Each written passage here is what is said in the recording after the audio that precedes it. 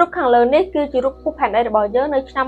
2026ដែលក្រុមហ៊ុន NASA បានជឿយានអវកាសដើម្បីទៅផ្ដិតយករូបភាពនេះប៉ុន្តែអ្វីដែលធ្វើឲ្យមនុស្សជុំវិញសកលលោកមានជាការភ្ញាក់ផ្អើលនោះគឺបើយើងប្រៀបធៀបទៅនឹងរូបផែនដីរបស់យើងកាលពីឆ្នាំ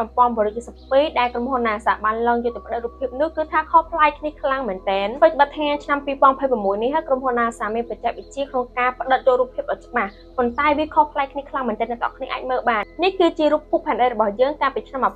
1972តែទាំងអស់គ្នាឃើញអត់កាលពីឆ្នាំ